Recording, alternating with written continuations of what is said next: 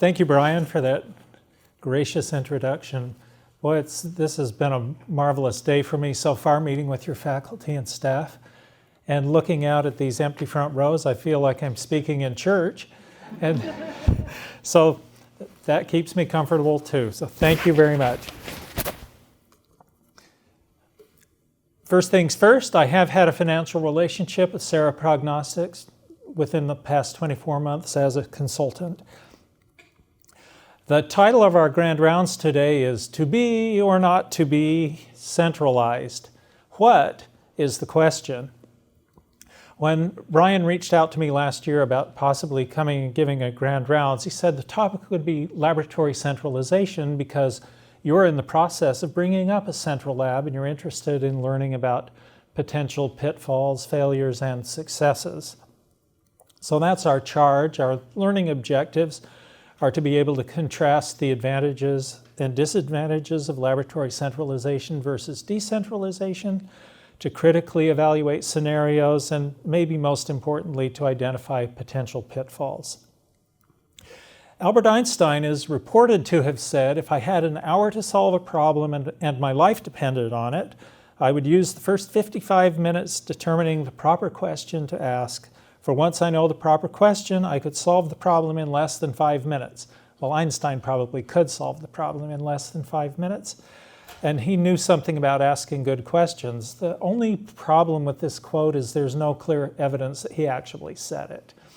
But I liked the sentiment, and I'm sure if he could think about it at this point, he'd wish he had said something like this. Tony Robbins actually did say successful people ask better questions, and as a result, they get better answers. So today, after briefly introducing Intermountain Health and our central laboratory, I'll share some vignettes that illustrate the pitfalls, failures, and successes that we've experienced along the way in the planning, the implementation, and the operation of our central laboratory, focusing on questions that we asked, and maybe more importantly, questions we should have asked.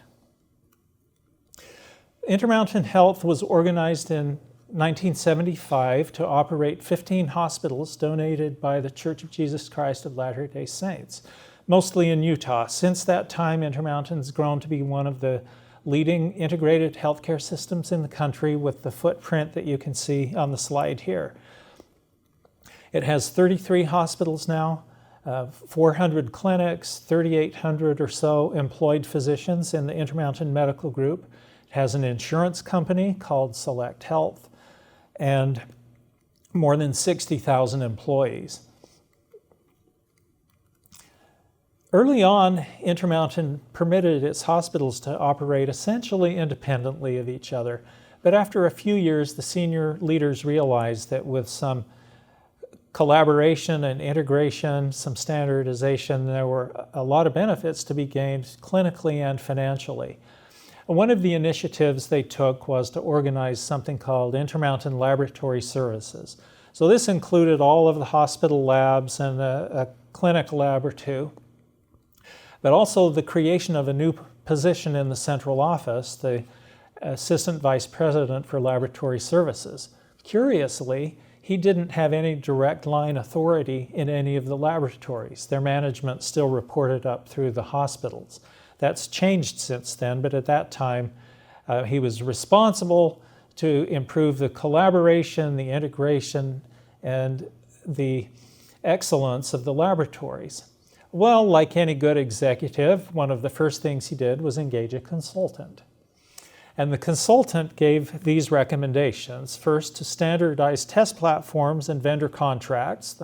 Again, the hospitals had been operating independently, so they could get economies of scale, to migrate to a common LIS, and for some labs that meant actually implementing an LIS. They were completely LIS free, to develop a formal coordinated laboratory outreach program as a system, replacing the hospital-based laboratory outreach programs that were actually competing with each other, even though they were all under the Intermountain umbrella.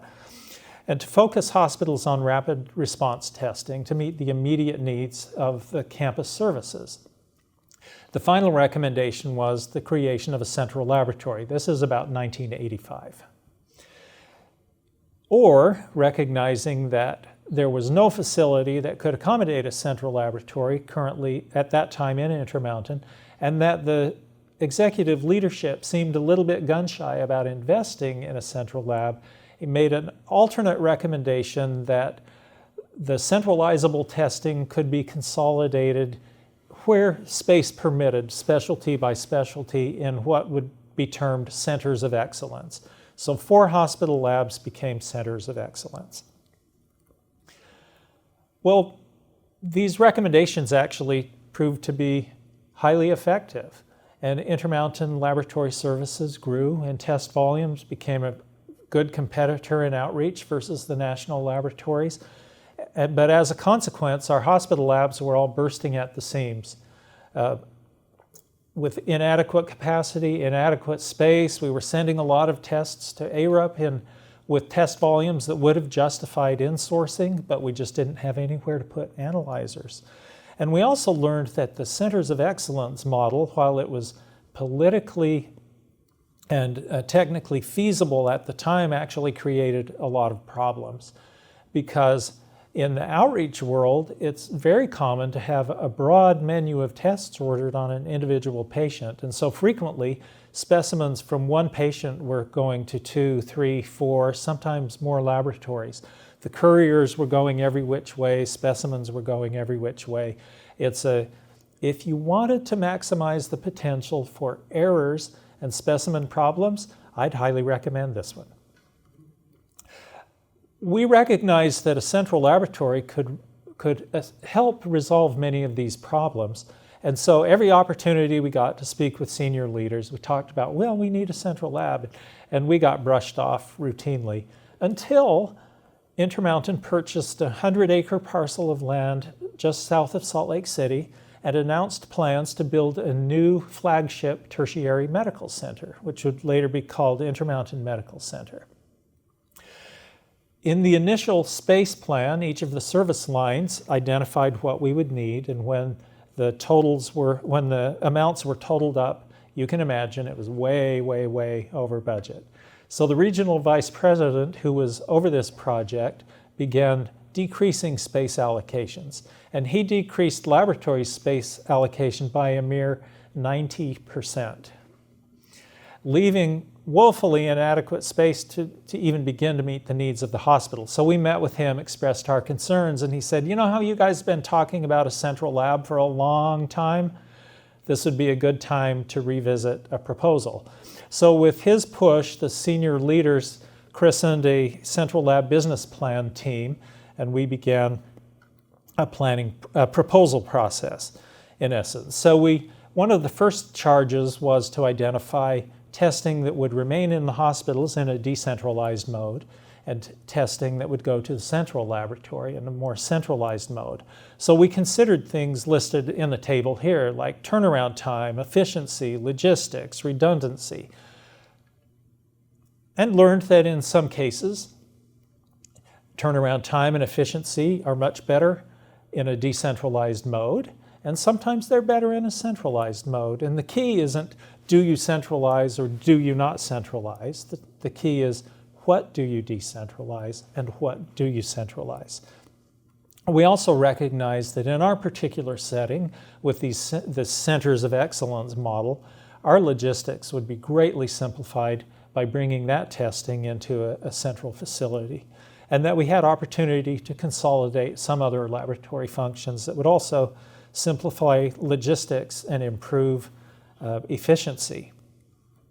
With a central laboratory, by pooling specimen volumes and people and test platforms, there was also the potential of extending hours of operation. For example, many hospital labs run microbiology 1 shift, maybe 2 shifts, but under a central laboratory, we could run full service microfunctions 24/7. We had a critical mass to enable the adoption of laboratory automation and to bring in new platforms. Pooling people creates a brain trust where the best and the brightest are working together, much like you do in a university setting. and you have the opportunity to collaborate, to educate, to grow in your knowledge and expertise. And that expertise expansion also extends to the the testing staff. As they have exposure to more cases, more variety, and they have better access to the medical directors, technical supervisors, and others. And of course, adding capacity, which we so desperately needed, was much easier to effect with a central lab than trying to get additions on all of the hospitals. So the business plan emphasized the importance of a central laboratory as a strategic investment, both to take advantages of opportunities that were available to us right then, like more insourcing, and to be able to provide for future growth and expansion. So the plan was approved, the lab was opened 3.5 years later. This is a picture of it. 40,000 square foot facility on the campus of Intermountain Medical Center. It turns out this lab has an almost ideal location for a central laboratory too. 80% of Utah's population lives within 50 miles of this facility because the population's concentrated where we have water, thanks to the mountains. But it's also on light rail and heavy rail commuter lines, has excellent freeway access, and for the long time we dreamed of having a central lab. We dreamt of a location like this. So with that, it's now story time. The central lab business plan envisioned that the microbiology lab would move from the largest hospital at that time to the central laboratory, and that micro labs in 3 additional larger hospitals would consolidate into the central lab. And knowing that microbiology laboratories frequently tailor their services to their physician clientele, our supervisor asked the question of the labs that were going to be consolidated, what special things do you do for your physicians? Now, anyone see a problem here? The answer was, we don't do anything special for our physicians. So we proceeded, opened up the central lab, consolidated the other micro labs, and within a few seconds started getting complaints from physicians that they weren't getting the special services that they were accustomed to. So our supervisor went back to the other labs and said, you said you don't do anything special. And they said, well, like what? He explained, he said, well, that's not special. We've been doing that for years. So we tried to shortcut the process by identifying differences between the labs and trying to address them. A far better question would have been simply, what do you do? And then answer that question by direct observation and by group discussion. Had we done that, we'd have recognized the different aspects of services that were being provided and could have addressed those in advance. Our central lab business plan also projected a decrease in the total number of testing personnel that would be needed based on consolidation of the centers of excellence and microbiology and a few other services. And so we spent a lot of time grieving about the poor people who would be left without jobs. And we discussed with our human resources, do we look at reductions? Do we just carry them until our test volumes have grown? Do we wait for attrition? How do we manage this? But shortly before we opened the central lab, what became perfectly clear is that many of the people that we had expected to transfer from their current locations to the central lab had no intention of doing that. So many of them left Intermountain for jobs in other competing hospitals that were close to their home. Many of them applied for jobs outside of their current function within the laboratory where they worked. And in the end, by the time the central lab opened, we actually had too few staff, not too many. Had we asked and really answered the question, who will actually come to the central lab, we'd have been in a much better position because we would have known earlier that we were going to be short and could have worked proactively to fill that gap.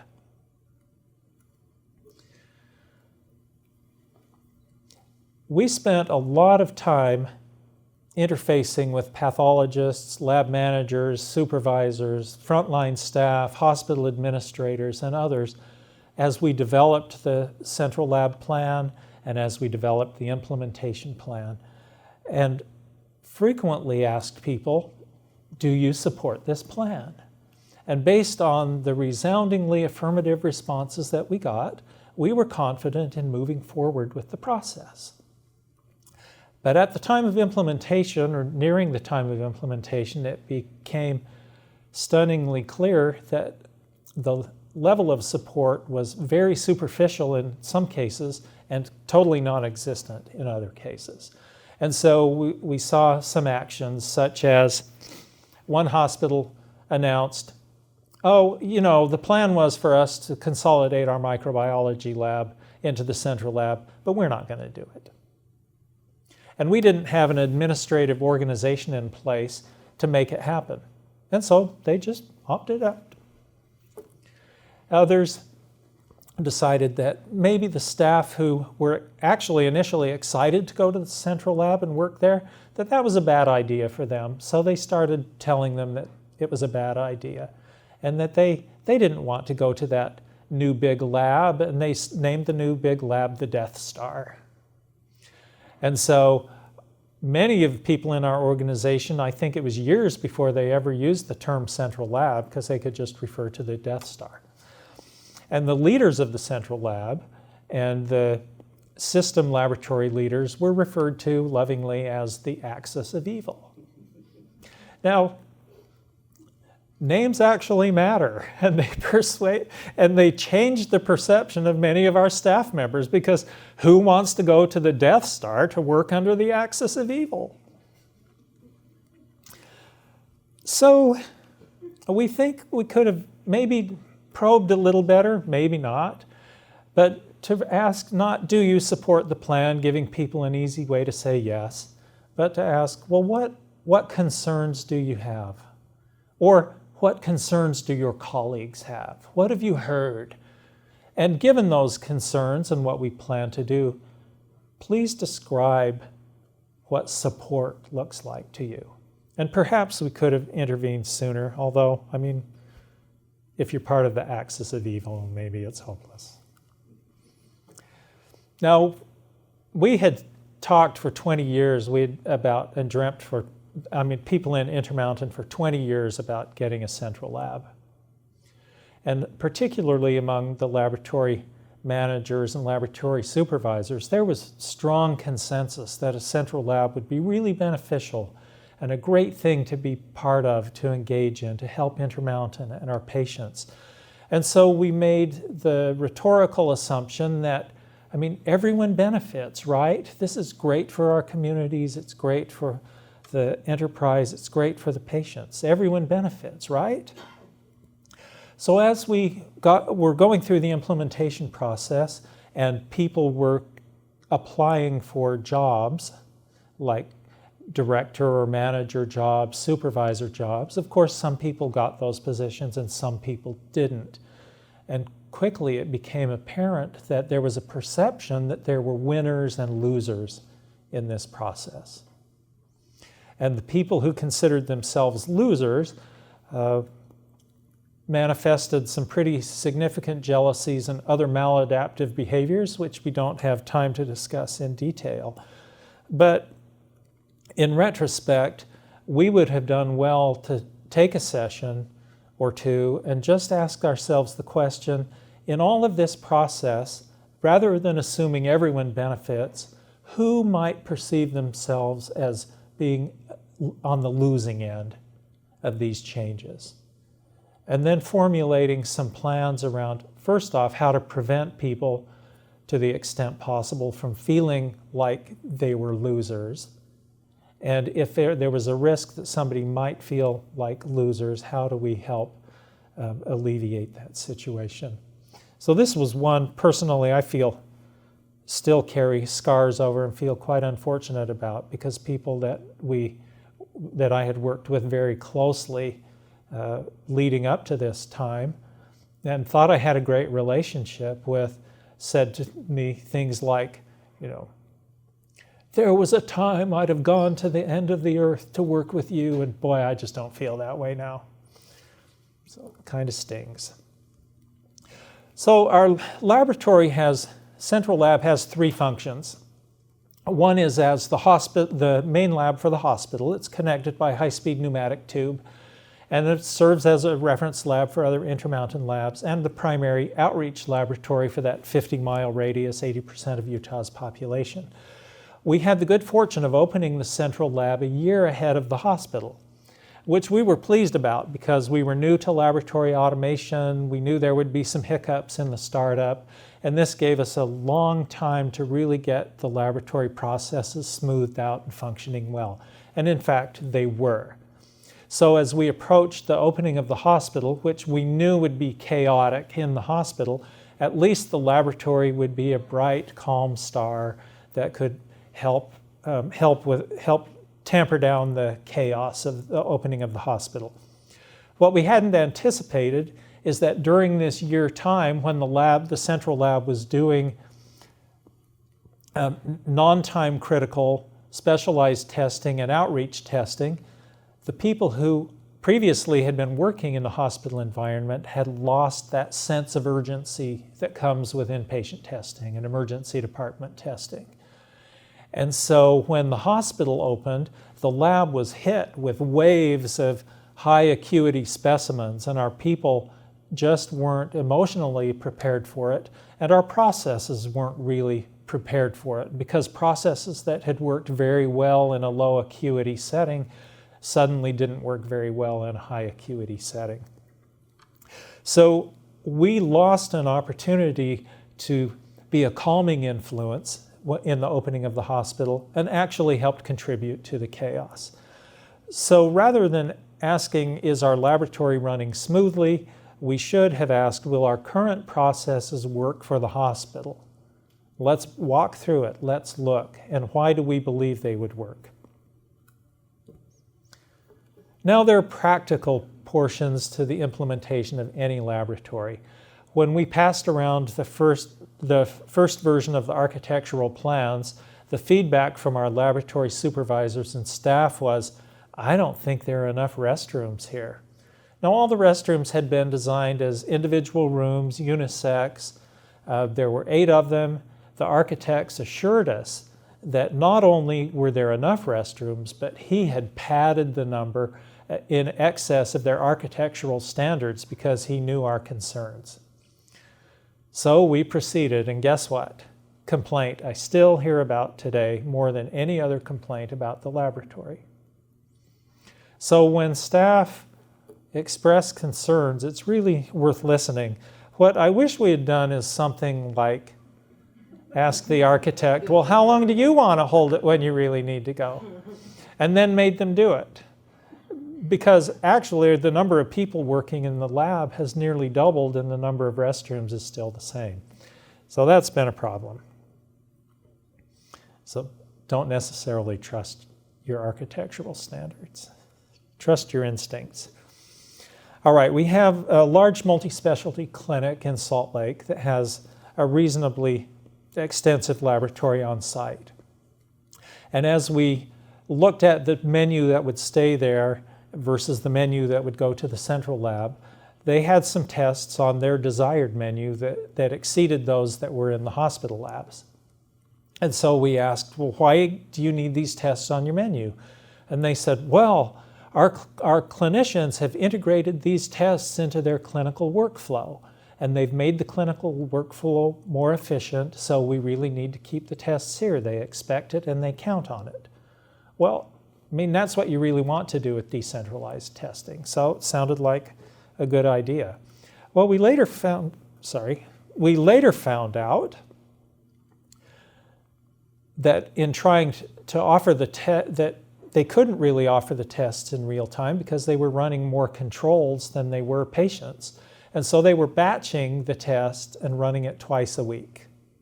And they'd have gotten much better turnaround if they'd simply sent it to the central lab. So rather than asking, why did these tests need to be on your menu, if we'd done some exploration around the question, well, how often are you actually running the tests? I think we'd have recognized the situation a lot sooner and helped. So eventually they did pull those tests off their menu and send to the central lab.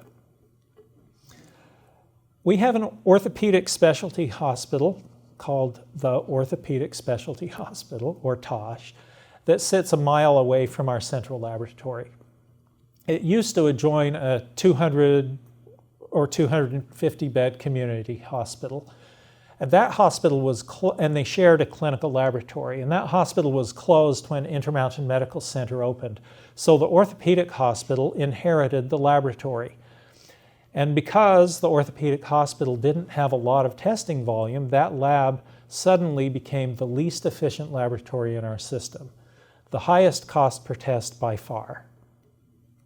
Well, the hospital administrator didn't like that situation, so she suggested that we start directing a higher volume of outreach testing from the central lab, the lowest cost lab in the corporation, to her laboratory, the highest cost per test lab in the system.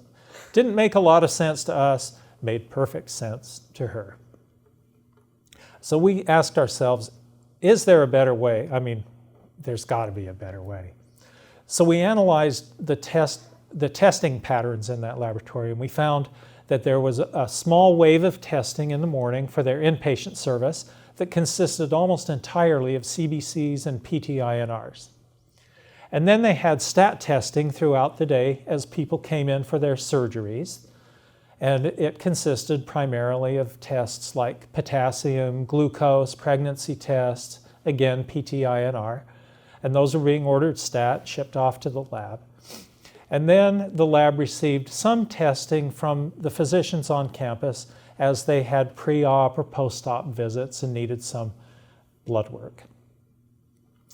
Well, it turns out the lab also was not even meeting its turnaround time targets, because in trying to limit the number of hours that the lab was staffed, because it was already highly inefficient, they were coming in later than they should have to have tests, the morning rounds tests turned around by 7 a.m. when they were expected. They hit that target less than 50% of the time. And in the pre-op areas, our clinicians, the nurses and doctors weren't all that thrilled with the stat turnaround time, even in that environment. So we went back to the drawing board and said, well, what could we do if we were going to do something different? Well, for one thing, rather than coming in and drawing samples in the morning and taking them down to the lab when the staff weren't really there and ready yet, why don't we just drive them a mile over to the central lab? Almost no traffic at that time of day anyway. So that piece was implemented and suddenly went from 50% on target turnaround to 100% on target. And we looked at what testing was being ordered on a stat basis and said, these are all available as point-of-care tests. So why don't we do point-of-care testing for that?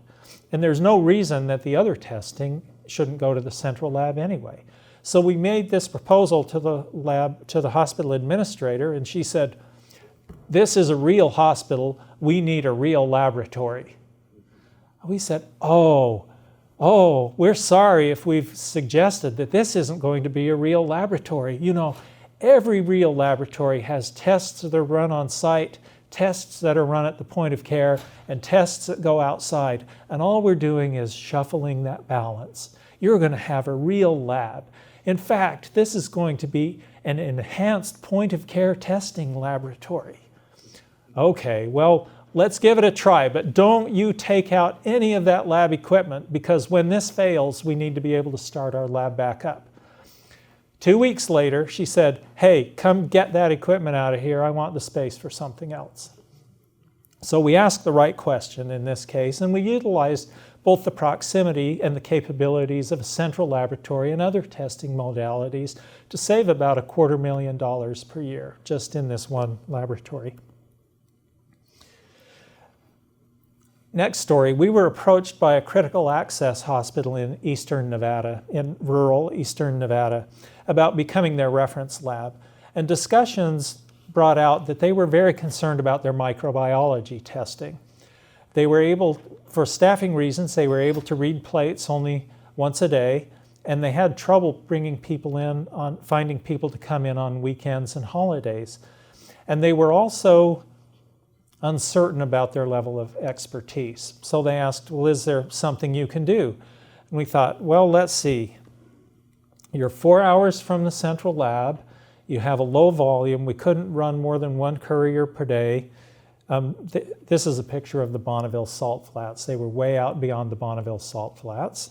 And if any of you have been there, you know that it's only slightly less vegetated than the moon.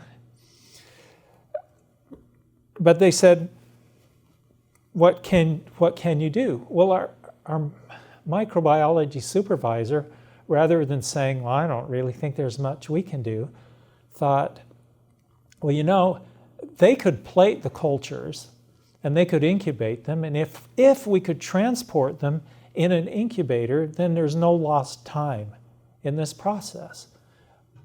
And he asked, how could we make that work? And then began exploring. He actually developed an incubated tote, validated it, and we put it into place. And this lab, by the time most of these plates arrive in the central lab, they're ready for their first read. And those that already show growth could be immediately put into the process for identification and susceptibility testing, and shaved a couple of days off of their turnaround in many cases, while also getting access to the expert level of microbiology that we could provide in a central laboratory. So everybody won in that process, because our supervisor had the foresight to ask the question, how can we make that work? Our last vignette is, as you might imagine, around COVID testing. For a couple of reasons. As happened with you, COVID testing brought laboratory services to the forefront.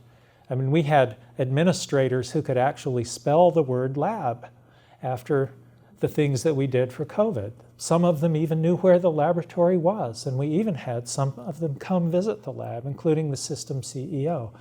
And I know you had a lot of publicity where Dr. Baird and others were on the news, and we had the same sort of thing, lots of interest in COVID testing. But COVID testing illustrated as sharply as anything we've done recently the advantages of both decentralized testing and centralized testing. People wanted results as quickly as they could possibly get them. We all get that. But our supply of rapid COVID PCR tests was limited. I'm sure yours was too. So the question wasn't, well, you know, can we provide rapid testing to meet all of our testing needs? I mean, that answer was no. The question was, where do we best apply the rapid tests? Where do we get the most clinical value?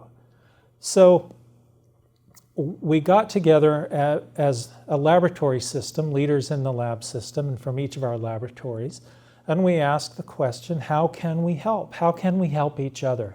How can we help our patients? How can we help our physicians?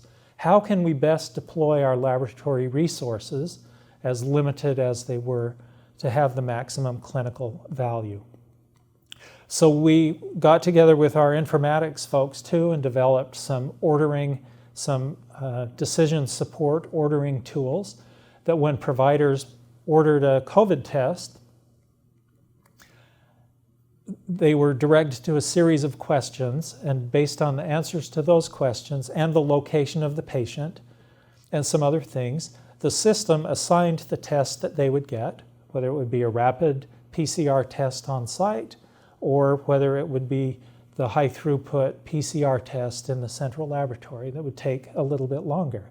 It directed them which specimen type to collect, and it placed the decision module placed the order for the test. And we were able to optimize the use of our rapid tests where it had the greatest clinical impact, while also providing the high throughput rapid PCRs needed to meet the needs of our community. It turned out to be a really a situation where our laboratories received a lot of commendation from others in the health system, but it also built bridges between the laboratory and some other service lines that we still continue to use this day that create benefits. So we did well in asking the question, how can we help, and working together with others who had the same objectives in mind. So that's the whirlwind tour of some of our stories, some of our horror stories, and some of our successes. As you know, laboratory centralization has potential benefits, but it has potential drawbacks. There are also some minefields that you should try to avoid in the implementation process. Better questions yield better answers. Sometimes we asked really good questions, sometimes we asked inferior questions. And when we asked inferior questions, we paid the price. So that's your grand rounds for today. I'm happy to field any comments or questions you may have.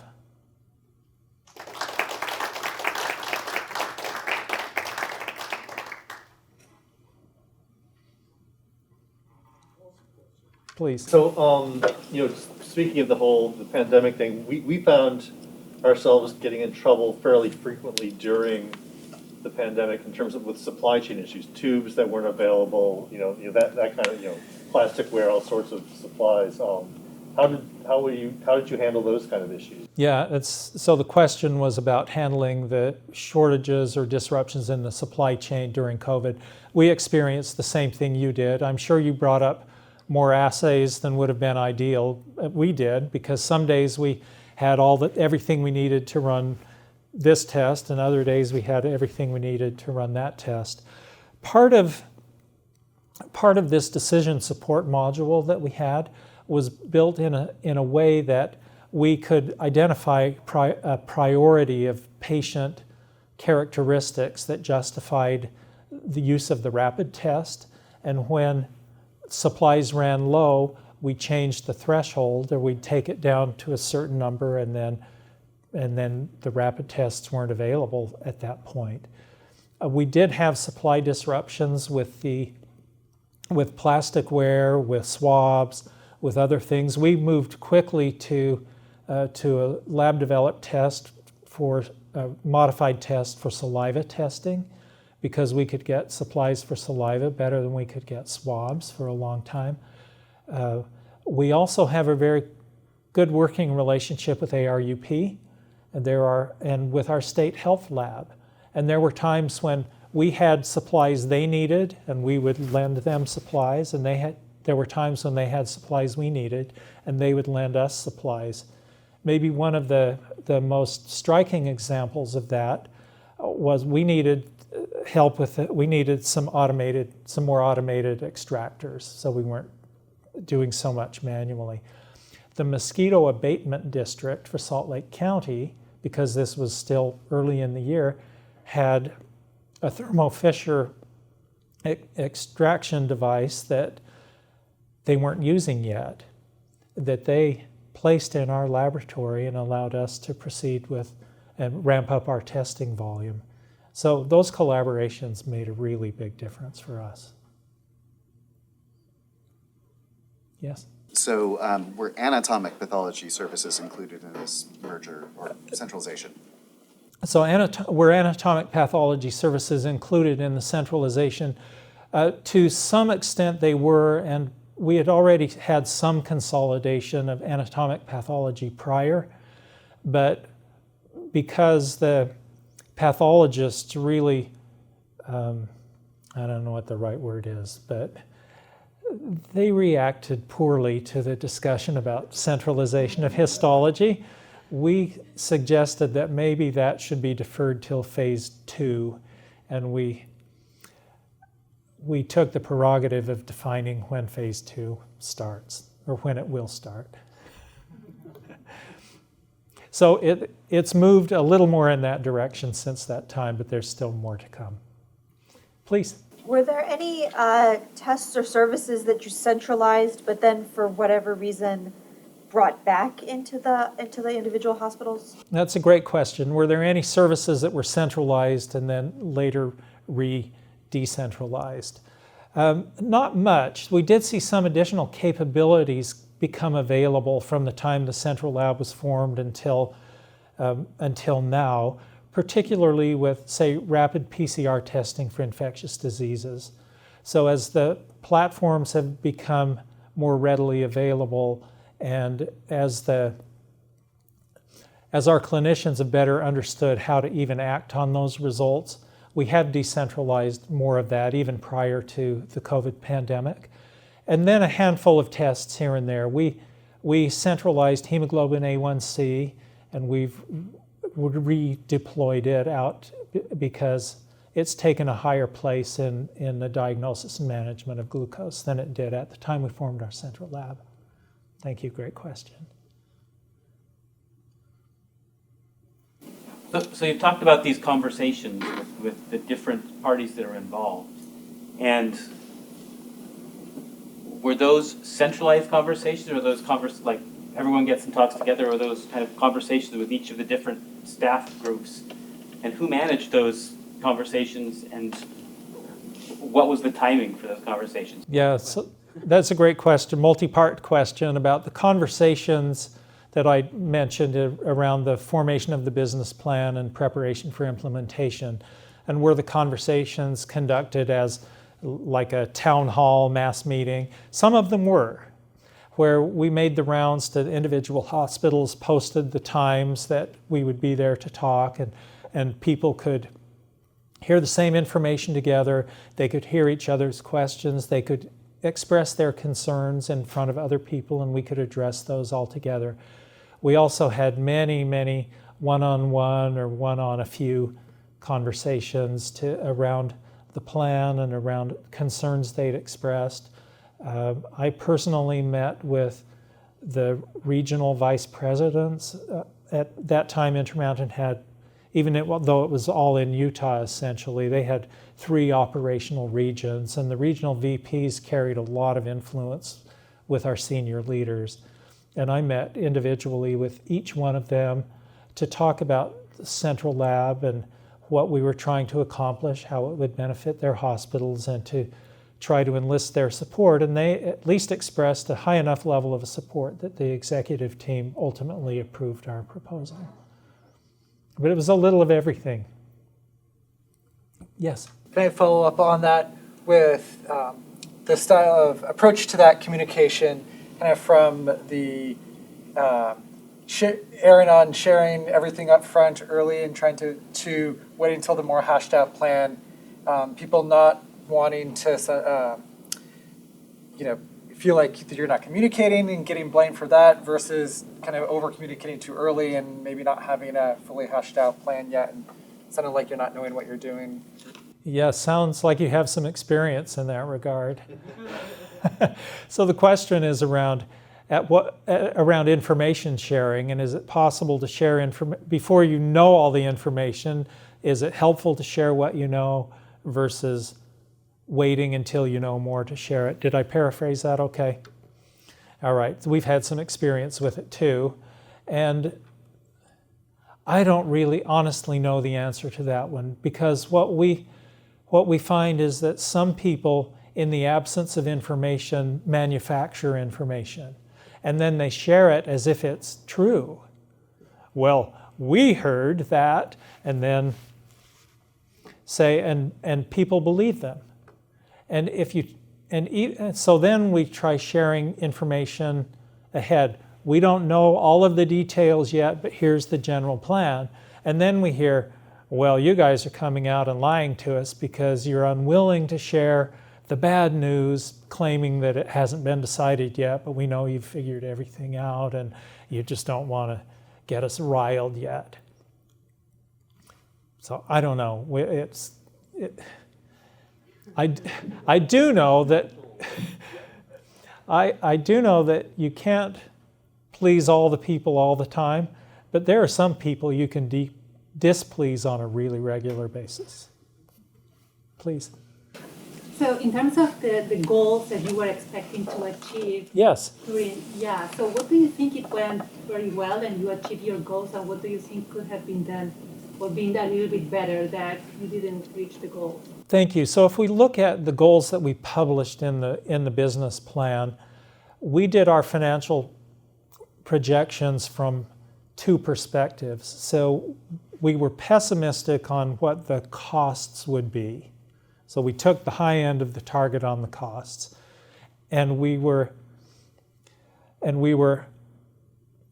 used conservative estimates on what the returns would be.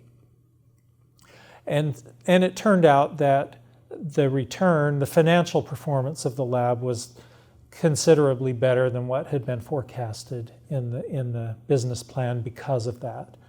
Where I think and so from an operations perspective, other than the hint of what you got from some of the scenarios today, we could have done a much better job understanding what the labs do that were going to be centralized and communicating with the physicians, the clinicians who would be affected. I think we could have done a much better job with our own staff. The people management piece ended up being a lot more difficult than we expected. The way the messages were interpreted had a lot more variety than we had ever anticipated. We worked with our PR people. We tried to meet people one-on-one. I think we should have met with people more often. We should have solicited concerns more explicitly and at least tried to alleviate them or to address them. And I don't know how much it would have helped. My sense is that it would have helped at least some people who came out of this process feeling like they'd really lost in the proposition. A few questions online. Did some of the employees who expected not to move to the new lab change their minds and move after? Yeah, did some of the employees who opted out of coming to the lab at a later date come to the lab? We did have that happen in a few cases. It wasn't a resounding number, and what we found is that while we had expected to be able to draw staff from this 70 or 100 mile stretch pretty equally, it was like gravitational force that the distance you got from the central lab influenced the likelihood of people to come and work there. Another question you may want to mention says, you may want to mention the partnership return. Has this been a boon for the small hospital lab? Thank you. That sounds like we have someone from home tuned into the That's what it looks like. tuned into the grand rounds. So one thing that we did that worked well is early on made a decision that the central lab would try to recover its costs. It would try to meet its budget targets. But any additional revenue, any additional net revenue beyond that budget target would be distributed back out to the hospitals in proportion to their participation with the central laboratory. And that proved to be really beneficial and created some engagement that hadn't been there before, both with hospital administrators and with laboratory managers. So thank you for the question. Just two more questions. So you said you tracked turnaround times for on-site versus centralized lab results, and if you felt the need to adjust courier schedules to meet clinical expectations.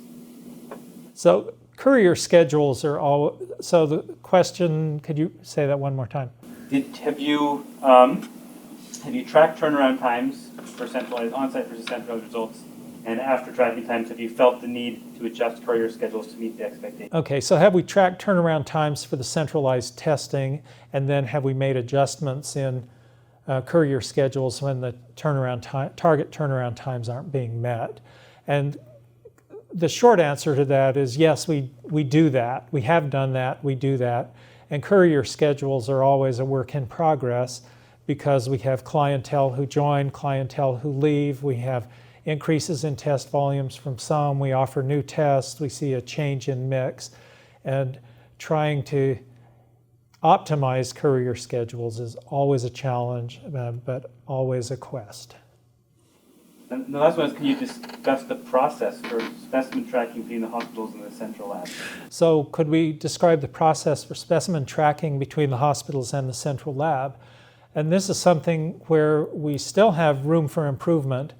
But the hospitals, we're all on the same laboratory information system. We're all on SunQuest. SunQuest has some tracking tools where there are points in operations where a specimen can be received, in essence, and a location and timestamp are created.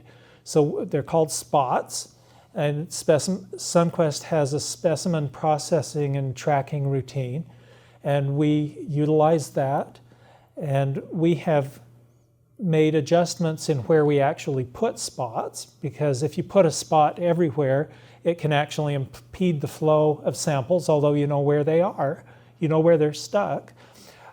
If you don't have enough spots, the samples get lost and you don't know where to begin looking. And so we're continually evaluating that and trying to optimize where we have spots and utilize those tools for tracking.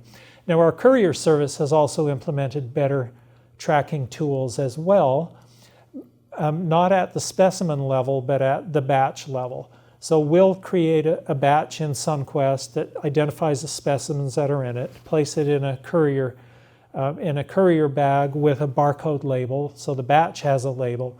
The couriers wand the label so we know that they received it at a certain point. When they drop off the batch, they also wand, and so we know it was dropped off at the destination. When that doesn't happen, and a specimen the batch was received by the courier, but it was never dropped off, at least we know where to begin looking. Sometimes it's over a wide geography. Thank you, Brian. Thanks for the opportunity.